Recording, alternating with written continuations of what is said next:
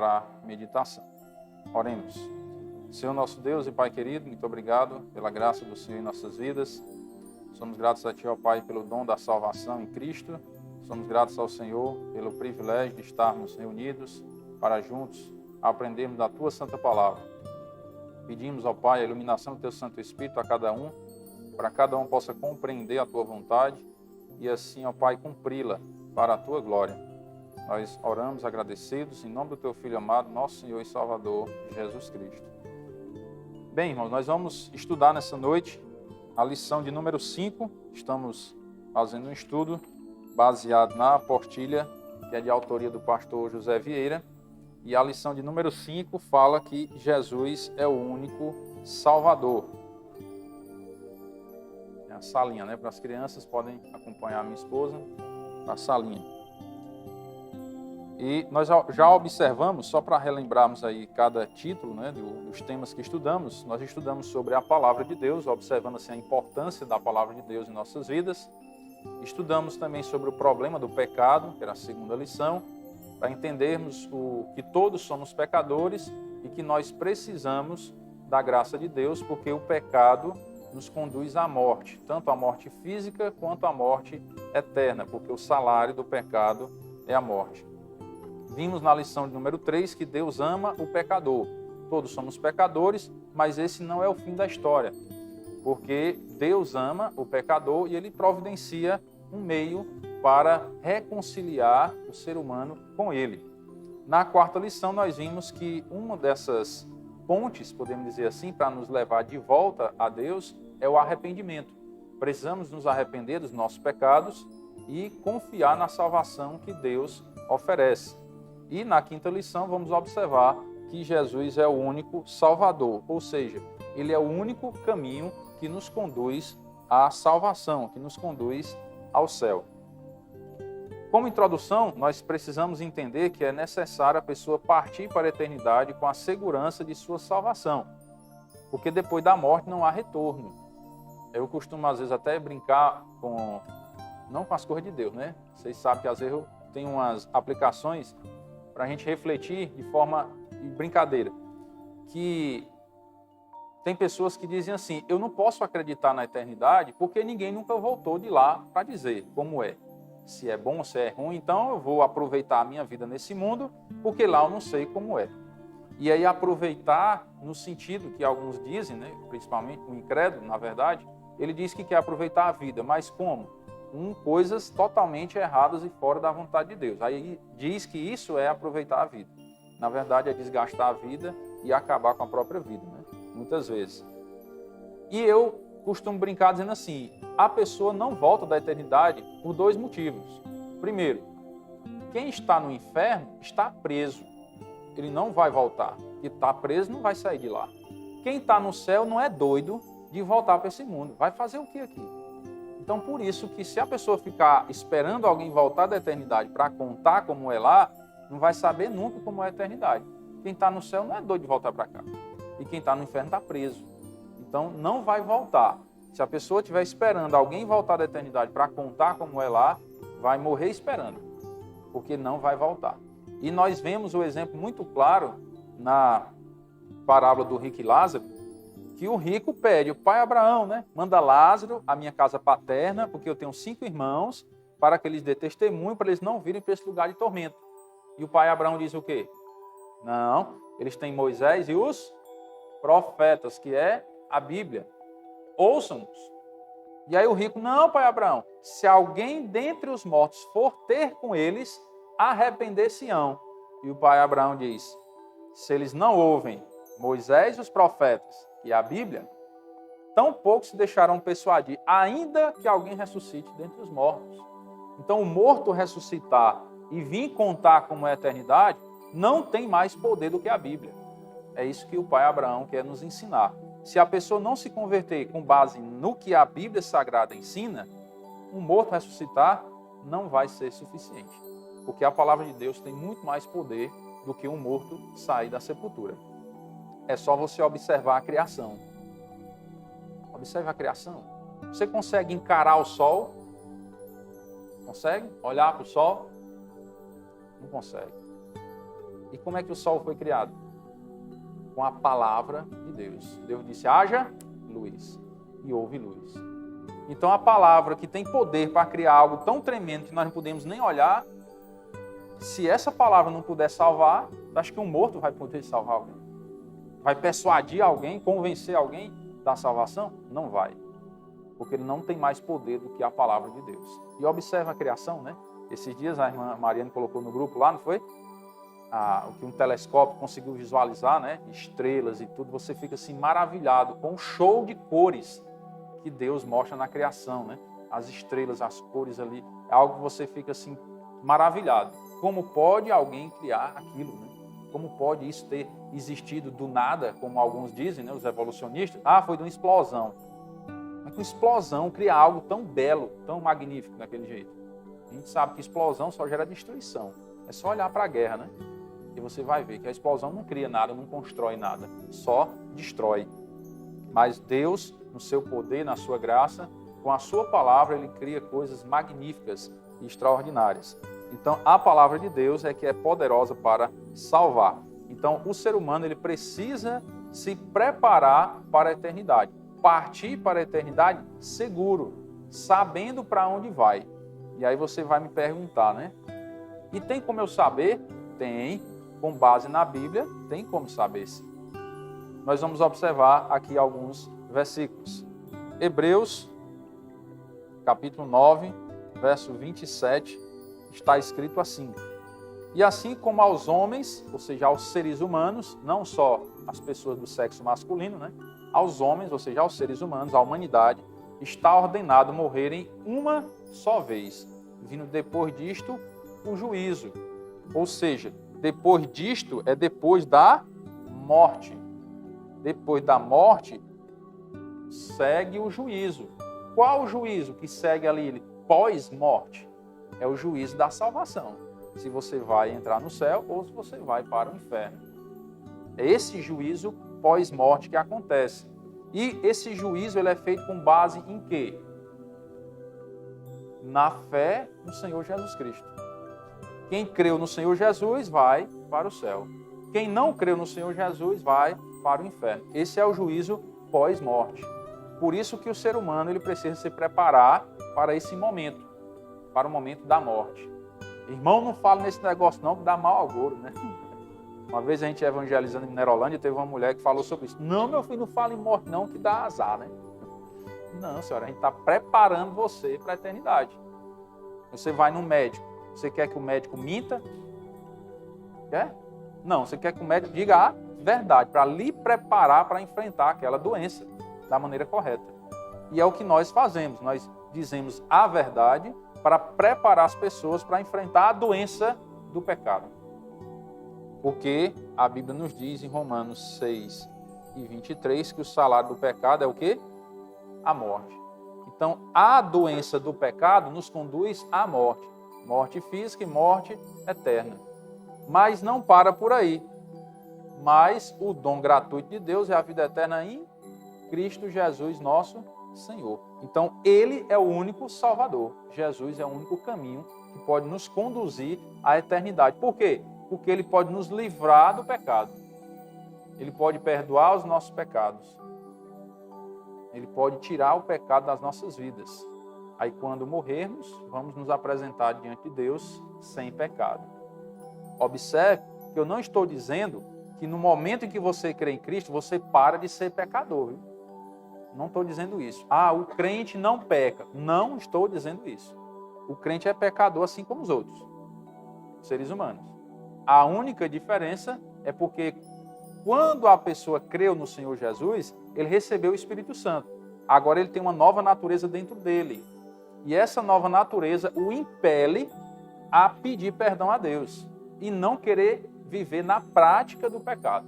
Diferente de quando nós não éramos crentes, nós não tínhamos crido no Senhor Jesus. Praticávamos o pecado e achávamos bom a prática do pecado e queríamos continuar praticando o pecado. Não era assim? Mas depois da conversão, aí tudo mudou. Porque a Bíblia diz em 2 Coríntios 5:17 que se alguém está em Cristo é nova criatura. É habitada agora pelo Espírito Santo. E as coisas antigas já passaram. eis que se fizeram novas. Aquela velha vida, aquelas velhas práticas, nós não queremos mais. Não é porque somos melhores do que os outros seres humanos, não. É porque o Espírito Santo que habita na pessoa que creu em Cristo está lutando contra a velha natureza para encaminhar aquela pessoa que creu no Senhor Jesus para o caminho correto. Por isso que ele tem essa diferença da pessoa que não creu ainda. Nós não estamos aqui julgando ninguém, né? É só mostrando como é que funciona com base na Bíblia. Se você creu em Jesus, você tem o Espírito Santo e quando você peca, você se arrepende e não quer mais praticar aquele pecado. Pode até praticar de novo, mas não porque quer praticar, porque deu algum vacilo, né? Negligenciou a leitura da Bíblia, negligenciou a oração, negligenciou a congregação, não está congregando, não está em comunhão com os irmãos, e aí vai enfraquecendo na fé. Aquela brasazinha vai apagando. Quando você tira uma brasa do meio das outras, o que é que acontece com ela? Ela apaga. E é assim que acontece com o crente, quando ele sai do meio da congregação, que ele não está mais indo à igreja, ele não está mais lendo a Bíblia e nem orando, a chama dele vai apagar. E aí é onde ele vai entrando na vida de pecado. Então temos que estar juntos, né? Cada vez mais congregados, para que essa chama não se apague em nossas vidas. Então, muito atento, porque quando nós morremos, esse juízo de salvação e perdição já vem logo após a morte. Hebreus 9 e 27. Depois da morte segue o juízo. Precisamos crer no Senhor Jesus antes da morte, para quando morrermos já estarmos preparados para a eternidade. Em quem você tem buscado a salvação? Tem muitos e muitos ensinamentos por aí, mostrando caminhos diferentes para a salvação.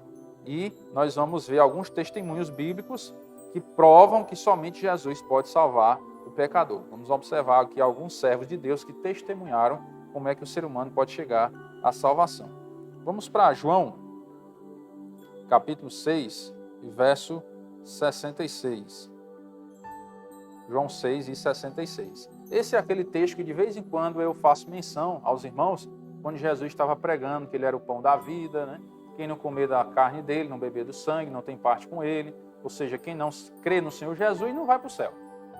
Miúdos, trocando em miúdos, é isso que Jesus estava comunicando. E aí ele usou essa outra linguagem. E aí começaram a se escandalizar, e olha que eram discípulos, né? Pessoas que estavam se intitulando discípulos de Jesus, se escandalizaram, que acharam o discurso muito duro e começaram a ir embora. E aí, à vista disso, muitos dos seus discípulos o abandonaram e já não andavam com ele, devido a esse discurso mais duro que Jesus pregou, ou seja, falando de forma direta. Se você não crê em Jesus, você não vai para o céu. Não é religião, é uma pessoa. E era isso que Jesus estava deixando bem claro. Se você não crê em Jesus, você não vai para o céu. E aí, muitos dos seus discípulos, preste atenção nesse detalhe, pessoas que se intitulavam discípulos de Jesus começaram a abandoná-lo. Não queriam mais andar com Jesus. Por quê? Porque não queriam ouvir a verdade. Diziam que era discípulo de Jesus, mas discípulo de Jesus em que hora? Adivinha? Na hora da multiplicação, né? Dos pães e dos peixes, na hora das curas, dos milagres. Aí nessa hora, sou discípulo de Jesus. Mas na hora de dizer assim, creia no Senhor Jesus para ir ao céu, aí, peraí, Senhor, aí é outra história, né? Deixa eu pegar o beco, né? Abandonar o Senhor.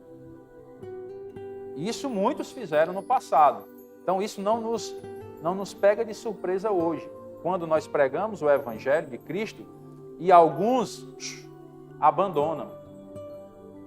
Nós não ficamos surpresos, porque isso não acontece, não é de hoje.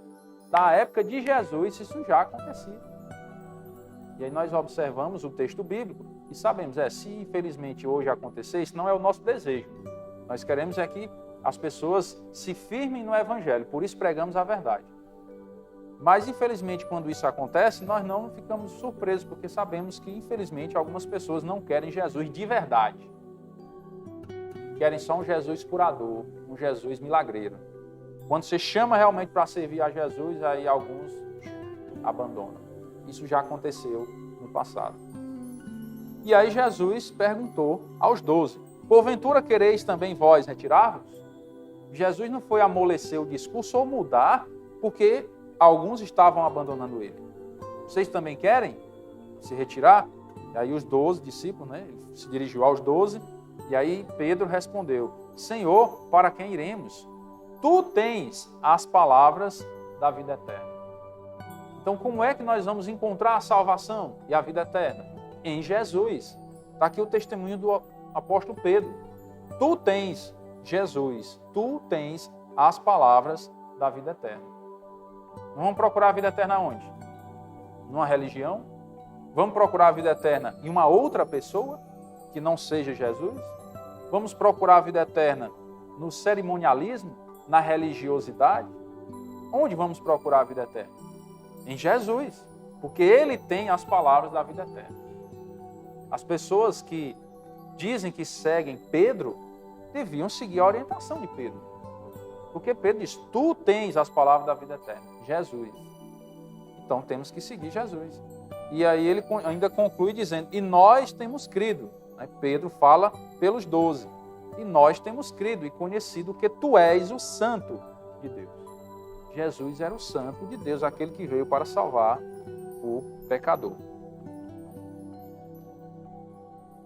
Vamos para outro texto, observar o testemunho de outra pessoa. Atos capítulo 4, um outro episódio, né? Na verdade. Atos 4 e 11. Ainda Pedro também testemunhando a respeito de Jesus. No capítulo 3, Pedro havia curado um coxo ali na porta, né, do templo. E as pessoas ficaram admiradas como Pedro teria curado aquele homem. E aí prenderam Pedro no início aqui do capítulo 4, mostra que Pedro foi preso e tudo mais. E aí Pedro vai agora e testemunha a respeito de Jesus. Este Jesus é pedra rejeitada por vós, os construtores, a religião, os judeus, aqueles que se intitulavam seguidores de Deus, filhos de Deus, né, se intitulavam assim, os construtores, e eles estavam rejeitando a Cristo. Este Jesus é pedra rejeitada por vós, os construtores, a qual, essa pedra, se tornou a pedra angular, a principal pedra, a rocha eterna realmente que conduz a pessoa à salvação. Quando você se firma nessa pedra angular, que é Jesus, olha o que Pedro está dizendo, você tem a salvação da sua alma. E ele diz também, Pedro falando, e não há salvação em nenhum outro, porque abaixo do céu não existe nenhum outro nome dado entre os homens, pelo qual importa que sejamos salvos. E eu pergunto, você pode ser salvo crendo em Pedro? Segundo a Bíblia, olha a Bíblia, o que é que ela está dizendo? E não há salvação em nenhum outro. Porque abaixo do céu não existe nenhum outro nome dado entre os homens, pelo qual importa que sejamos salvos. Aí eu pergunto, você pode ser salvo por meio de Pedro? Segundo a Bíblia, não. Você pode ser salvo por meio de José, o marido de Maria, mãe de Jesus? Também não. Você pode ser salvo por meio de Maria? Também não. Segundo o que a Bíblia está dizendo, não. Porque a Bíblia diz, não há salvação em nenhum outro.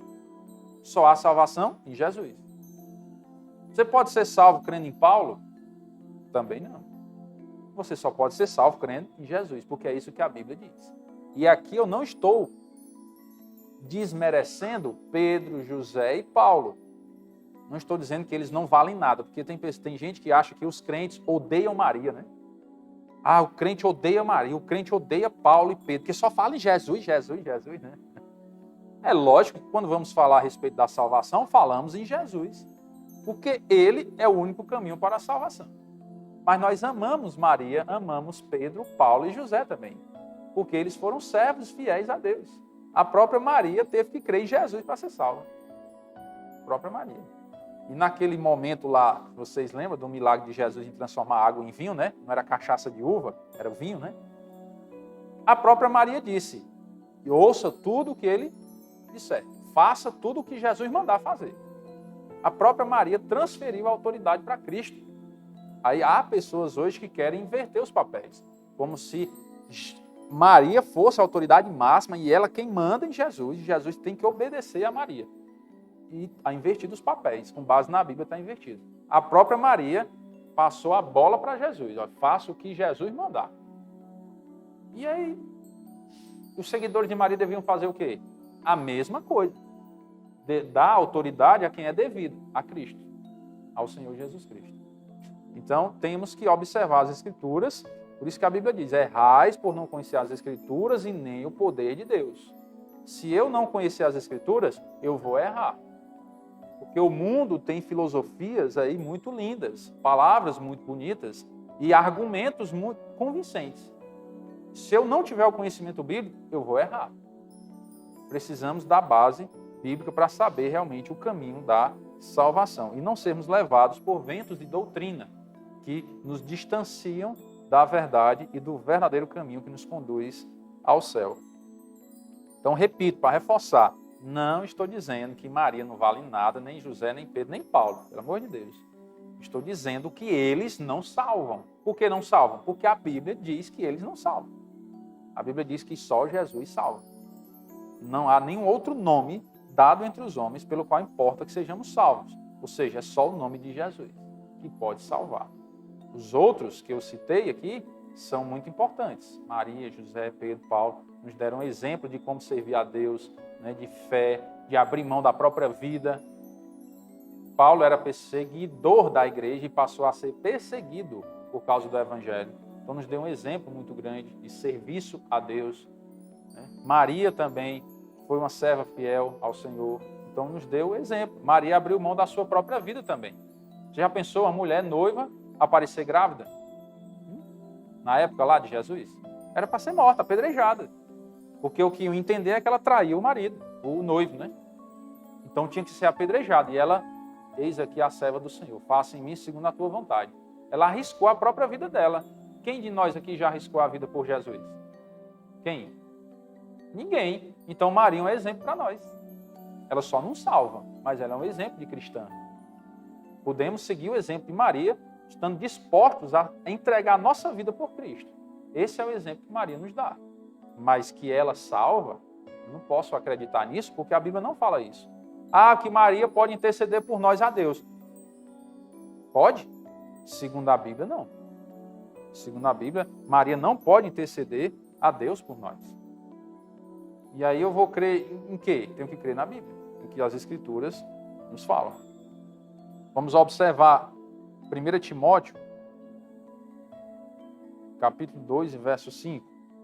Porque há um só Deus, e quantos mediadores entre Deus e os homens? Só um. Só há um mediador entre Deus e os homens. E ele ainda cita o nome. Cristo Jesus, homem.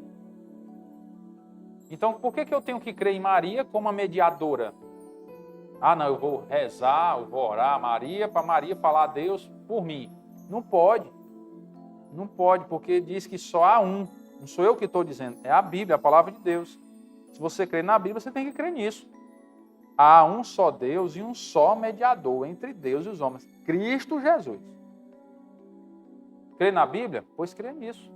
Você não pode rezar a Maria para Maria falar com Deus por você. Ah, vou pedir a José, né? Porque José era o pai de Jesus, então vou pedir a ele, né? Aí ele tem autoridade sobre ele, vai mandar Jesus me atender. Não tem sentido. A Bíblia diz que Jesus é o mediador. Ele é quem nos leva a Deus. Por isso que quando oramos a Deus, nós encerramos a oração em nome de Jesus. Porque Ele é o único mediador, não tem outro. Se Ele é o único mediador entre Deus e os homens, como é que eu posso ser salvo e habitar com Deus na eternidade? Por meio de Jesus, porque Ele é o único mediador, não tem outro. Olha o que nos diz 1 João, capítulo 2 e verso 1. Filhinhos meus, estas coisas vos escrevo para que não pequeis. Se, todavia, alguém pecar, temos advogado junto ao Pai. José, é? É Pedro? Não, acho que é Paulo que está escrito aí, né? É não, irmãos, é Jesus Cristo, o justo. E esse o justo é aquele que nunca pecou. Por isso que ele é o nosso advogado junto ao Pai. Então, se eu pequei e eu quero o perdão de Deus, eu tenho que ir por meio de Jesus, que ele é o meu advogado. Ele é o nosso advogado. Ele, somente ele, não tem outro. Se alguém pecar, vai buscar Jesus para ele nos intermediar a Deus. Ele é o nosso advogado. Somente ele, não tem outro. Hebreus 7 e 25 diz o seguinte: por isso também pode salvar totalmente os que por ele se chegam a Deus. Quem é que pode salvar a pessoa que por ele se chega a Deus? Jesus Cristo.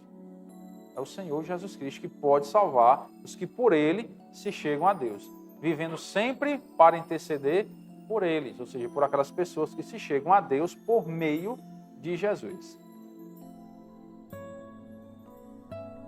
João 14 e 6.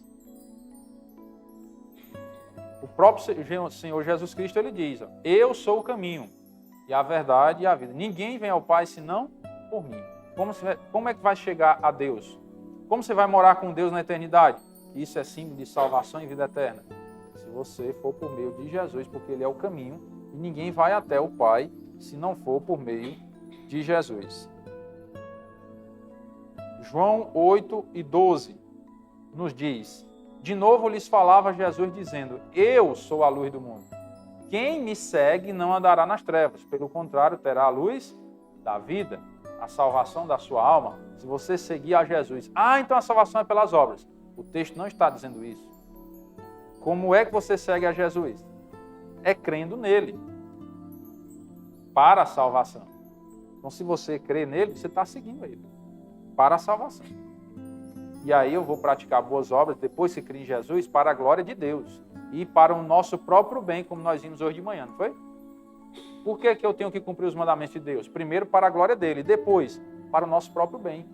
Porque ao cumprir os mandamentos de Deus, nós vamos ser livres de muitos problemas desse mundo. João 6 e 47 nos diz: em verdade, verdade vos digo, quem crê em mim tem a vida eterna. Eu gosto muito desse versículo, porque ele é curto, pequenininho, né? E direto ao ponto. Jesus disse que quem crê nele tem a vida eterna. Creu no Senhor Jesus, tem a salvação da sua alma. Não tem arrudeio. Esse versículo ele não tem arrudeio. Creu em Jesus, tem a vida eterna. E um outro versículo que nos deixa bem claro porque que só Jesus é quem pode salvar é o testemunho que João Batista dá no Evangelho de João, capítulo 1, versículo 29, que diz o seguinte: no dia seguinte viu João a Jesus que vinha para ele e disse: eis o Cordeiro de Deus que faz o quê? Tira o pecado do mundo. Por que só Jesus pode salvar? Porque só ele pode tirar o pecado das nossas vidas. Só ele, ninguém mais pode fazer isso. Mas Jesus pode tirar o pecado do mundo. Ele pode tirar o pecado das nossas vidas. Ao confessarmos os pecados a Deus, em nome de Jesus, ele pode tirar isso. E repito, não estou dizendo que o crente não peca. Mas no dia que partimos desse mundo, Jesus tira todos os pecados. E aí podemos nos apresentar diante de Deus purificados pelo sangue do Cordeiro de Deus, que é o Senhor Jesus Cristo. Nesse mundo, nós ainda pecamos, estamos com a velha natureza, que nos tenta e às vezes vence algumas batalhas, né? Mas não vai vencer a guerra. Porque se cremos no Senhor Jesus, no dia que partimos daqui, Jesus limpa, purifica de todo pecado. Ele tira o pecado de nós, aí podemos nos apresentar diante de Deus limpos. E aí o Senhor Jesus, Deus vai nos receber em nome de Jesus, porque fomos purificados em Cristo, e não na religião, e não em nós mesmos, e não nas nossas boas obras. É um detalhe interessante nós observarmos, por que as nossas obras não podem salvar? As nossas obras podem tirar o pecado de nós? Não podem. Vocês observam como, às vezes, a religião, né, ela tenta nos enganar em alguns pontos? Vocês já ouviram quando criança, ou na adolescência, né, antes de se converter a Cristo, que fulano de tal está sofrendo para pagar pelos pecados, né? Como se aquele sofrimento fosse tirar os pecados da pessoa. Isso aí é um ensino enganatório para iludir a pessoa que achar quanto mais ela sofrer, mais pecado ela está pagando, e aí Deus vai receber ela no céu, porque ela está pagando pelos pecados. E não paga. As nossas boas obras, ou os nossos sofrimentos, não pagam os nossos pecados diante de Deus. Porque nós teríamos que passar a eternidade inteira pagando. Por quê? Porque a nossa dívida para com Deus, irmãos, é eterna. Quando nós pecamos contra Deus, nós pecamos contra um Deus eterno. Então a nossa dívida é eterna. Nós teríamos que passar a vida inteira pagando, a eternidade inteira pagando os pecados. Pecamos contra um Deus eterno. Então é impossível aos homens. Um determinado episódio, né, perguntaram ao Senhor Jesus: e então o que faremos para ser salvos? Aí Jesus disse: isso é impossível aos homens. É impossível. Mas para Deus tudo é possível. Deus pode perdoar os nossos pecados em Cristo, que é o justo, aquele que nunca pecou, aquele que pode tirar o pecado das nossas vidas. Ele sim pode tirar, mas nós não podemos tirar o pecado de nós. Para concluirmos, vamos para João capítulo 11, versículo 25.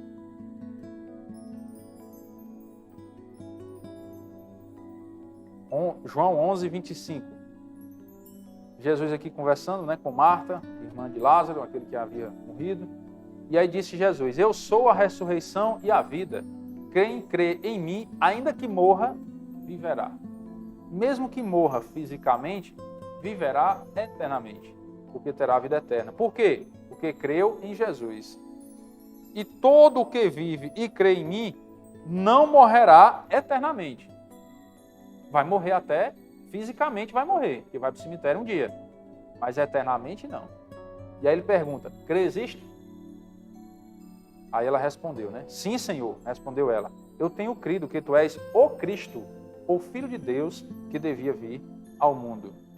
E essa palavra, Cristo, alguns de nós, eu mesmo pensava antes, né, de ter o conhecimento, que Cristo era um sobrenome de Jesus. Porque a gente chama assim, Jesus Cristo, né? Jesus Cristo. Eu pensava que era o sobrenome dele, mas não é. Cristo é uma palavra grega que significa o ungido de Deus, o Redentor, o Salvador. Então, quando diz Jesus, o Cristo, está dizendo o quê? Que Jesus é o ungido de Deus, o Redentor e o Salvador. Cristo não é um sobrenome de Jesus. É a característica dele, ou seja, é quem ele é. Ele é ungido de Deus, ele é o Salvador do mundo. Ele é o Redentor, aquele que pode redimir a raça humana dos seus pecados. Então, a própria Marta aqui, ela diz: sim, Senhor, tenho crido que tu és o Cristo, o Redentor, o Salvador, o Filho de Deus que devia vir ao mundo para salvar as pessoas. Porque ele diz que quem crê nele, ainda que morra, viverá. E todo que vive e crê nele, não morrerá eternamente. Crês isto? Que Deus nos abençoe e nos dê sabedoria, né, para compartilharmos dessa palavra de Deus, para que outras pessoas possam chegar a esse conhecimento e essa confissão pública que Marta teve aqui. Sim, Senhor, eu tenho crido que tu és o Filho de Deus, né, o Cristo que devia vir ao mundo. Vamos orar. Senhor nosso Deus e Pai querido, muito obrigado pela tua palavra, que é viva e eficaz, ó Pai, e nos ensina o caminho da salvação. Pedimos, ó Pai, as tuas bênçãos sobre a vida de cada um aqui nessa noite, que possa ter compreendido a tua palavra e possa aceitá-la como verdade, assim como ela realmente é. Nós pedimos as bênçãos do Senhor para o retorno aos lares de cada um, a tua proteção e o teu cuidado. Uma semana, ó Pai, de vitória sobre o mal e sobre o pecado. Nos dá forças, ó Pai, para resistirmos às tentações e não envergonharmos o teu santo nome. Pedimos as bênçãos do Senhor, orando agradecidos, ó Pai, em nome do teu Filho amado, nosso Senhor e Salvador, Jesus Cristo. Amém. Uma boa noite a todos, que Deus os abençoe.